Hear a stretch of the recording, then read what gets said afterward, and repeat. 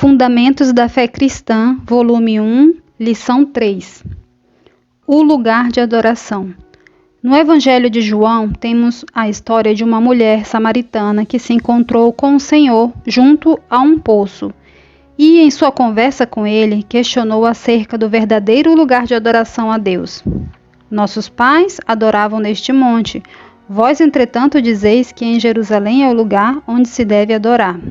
Disse-lhe Jesus: Mulher, podes crer-me que a hora vem quando nem neste monte, nem em Jerusalém adorareis o Pai, mas vem a hora, e já chegou, em que os verdadeiros adoradores adorarão o Pai em espírito e em verdade, porque são estes que o Pai procura para seus adoradores. Deus é espírito, e importa que os seus adoradores o adorem em espírito e em verdade. João, capítulo 4, versículo 20 ao 24. Esse questionamento da mulher de Samaria exemplifica bem o que muitas pessoas pensam ou entendem acerca de Deus. De modo geral, as pessoas pensam em Deus e de alguma forma o temem. Porém, quando se refere a relacionar-se com Ele, poucos sabem como fazê-lo. As pessoas estão cheias de conceitos naturais acerca disso. A maioria associa o relacionamento com Deus a um lugar físico ou coisas palpáveis. Nascemos, crescemos e vivemos no mundo material e estamos acostumados a nos relacionar com Ele todos os dias, até mesmo inconscientemente. Porém, devemos lembrar que existe um mundo espiritual e que nos relacionamos com Ele também, embora não o vejamos. O mundo espiritual é invisível aos olhos humanos e por isso muitos não creem nele ou têm conceitos imprecisos acerca dele. Em 2 Coríntios capítulo 5, verso 7, Paulo afirma: Andemos por fé e não pelo que vemos. A fé é a maneira de nos conectar ao mundo espiritual. Nada pode substituir Deus em nossa vida. No Antigo Testamento, depois que Deus tirou o povo de Israel do Egito, deu-lhes vários mandamentos, preceitos e ordenanças. O primeiro mandamento diz: Eu sou o Senhor teu Deus, que te tirei da terra do Egito, da casa da servidão. Não terás outros deuses diante de mim. Não farás para ti imagem de escultura, nem semelhança alguma do que há em cima nos céus, nem embaixo na terra, nem nas águas debaixo da terra. Não as adorarás, nem lhes darás culto, porque eu sou o Senhor, teu Deus. Deus zeloso, que visito a iniquidade dos pais nos filhos, até a 3ª e 4ª geração daqueles que me aborrecem, e faço misericórdia até 1000 gerações daqueles que me amam e guardam os meus mandamentos.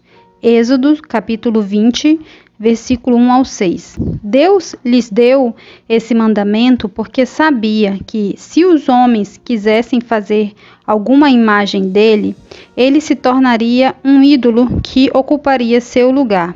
Por isso é que ele disse que é Deus zeloso. A palavra zeloso também pode ser traduzida por ciumento. Um ídolo é algo que substitui Deus em nossa vida. Embora hoje, como filhos de Deus, como pessoas que creem no Senhor Jesus, não tenhamos a prática de ter imagens e esculturas de Jesus. Ainda assim, podemos ter ídolos, isto é, algo que o substitui em nossa vida. Esses ídolos podem ser pessoas, coisas, acontecimentos e até experiências. Ninguém jamais viu a Deus. Em Deuteronômio capítulo 4, versículo 12 e versículos 15 ao 19, lemos: Então o Senhor vos falou do meio do fogo. A voz das palavras ouvistes, porém, além da voz, não ouvistes aparência nenhuma. Guardai, pois, cuidadosamente a vossa alma, pois aparência nenhuma viste no dia em que o Senhor vosso Deus vos falou em Horebe, no meio do fogo, para que não vos corrompais e vos façais alguma imagem esculpida na forma de ídolo, semelhança de homem ou de mulher, semelhança de algum animal que há na terra, semelhança de algum volátil que voa pelos céus, semelhança de algum animal que rasteja sobre a terra, semelhança de algum peixe que há nas águas debaixo da terra. Guarda-te, não levantes os olhos para os céus, e vendo o sol, a lua e as estrelas, a saber todo o exército dos céus, sejas seduzido a inclinar-te perante eles e dê culto àqueles, coisas que o Senhor teu Deus repartiu a todos os povos debaixo dos céus. Essa tem sido a história do homem desde o princípio em relação a Deus. Os seres humanos sempre associam a divindade a coisas palpáveis, a imagens e objetos. Deus nunca se mostrou ao homem. Em Êxodo, capítulo 33, lemos que Moisés pediu a Deus para ver sua glória. Rogo-te que me mostres a tua glória. O Senhor, porém, respondeu: Não me poderás ver a face, porquanto homem nenhum verá a minha face e viverá. Versículo 18 e 20.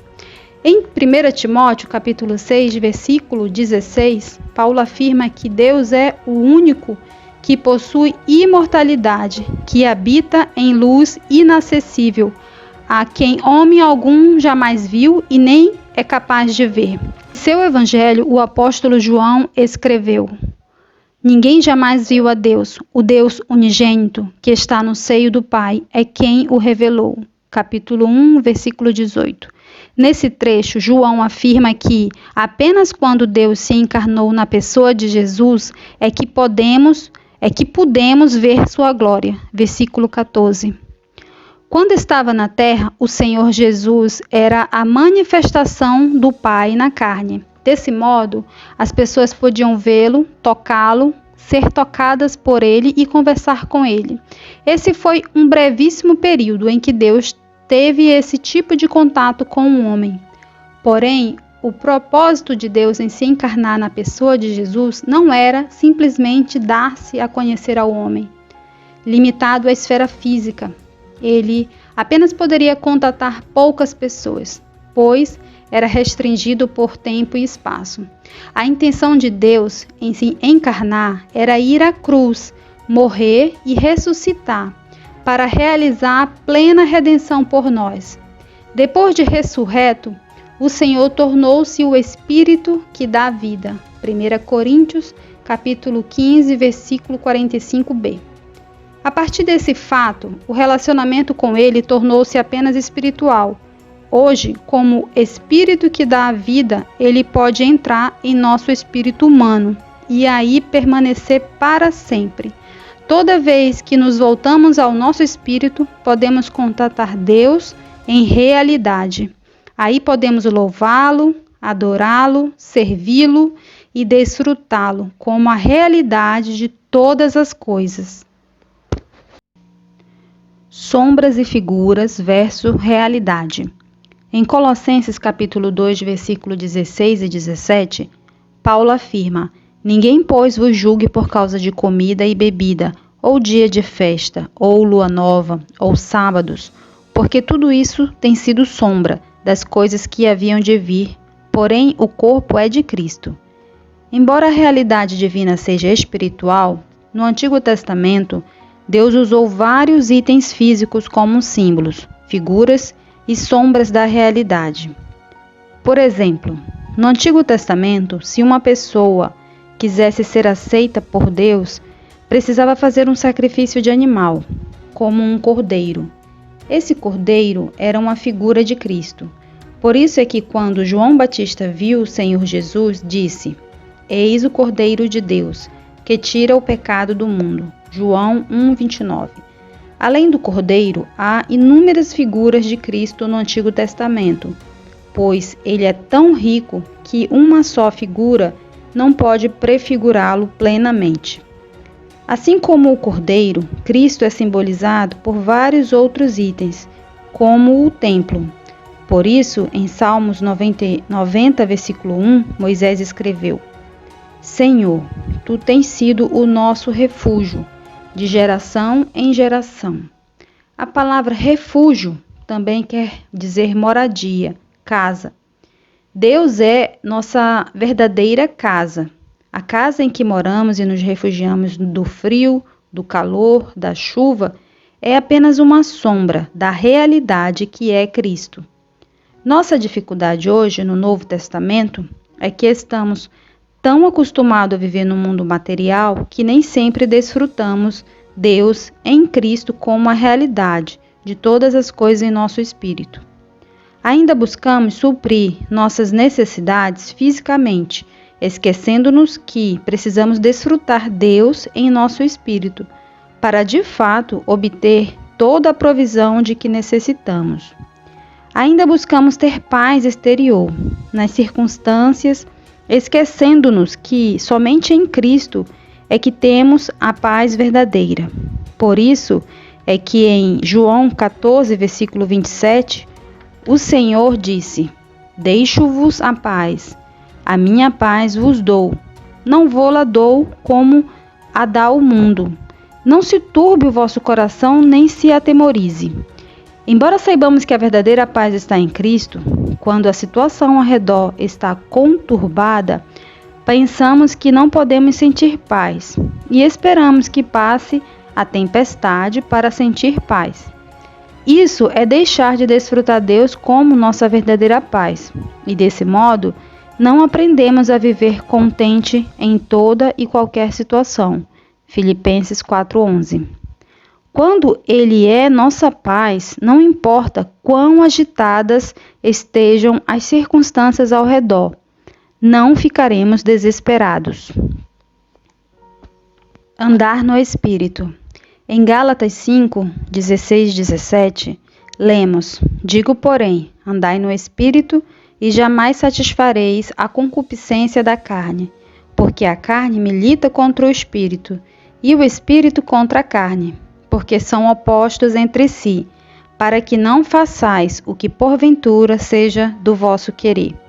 E em Colossenses capítulo 2, versículos 6 e 7, lemos: Ora, como recebeste Cristo Jesus, o Senhor, assim andai nele radicados e edificados e confirmados na fé, tal como fostes instruídos, crescendo em ações de graças. Nessas duas passagens temos verbos relacionados a solo, caminho, terra. Paulo nos admoesta a andar no Espírito, a andar em Cristo Jesus e a ser radicados e edificados nele. Por esses trechos vemos que Deus em Cristo para nós pode ser nossa terra, nosso chão, nossa base, na qual andamos, somos arraigados e edificados. Aqui está outra realidade espiritual a que muitas vezes não damos muita atenção. Como seres humanos fracos e frágeis, sempre buscamos ter solidez, segurança, firmeza e muitas vezes nos vemos buscando isso em coisas materiais, físicas, que vemos e apalpamos. Em nossa experiência com Deus, devemos avançar das coisas materiais para as espirituais e ter Deus como nosso chão. Muitas vezes, quando as pessoas ficam abaladas por alguma notícia ou acontecimento, elas dizem que perdem o chão.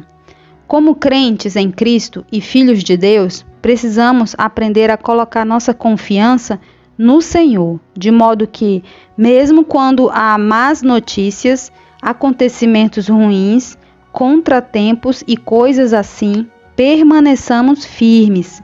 Essa firmeza não vem das coisas ao redor, mas de nos firmar no Senhor. Novamente vemos que precisamos ter uma transferência das coisas físicas, visíveis e materiais para as espirituais.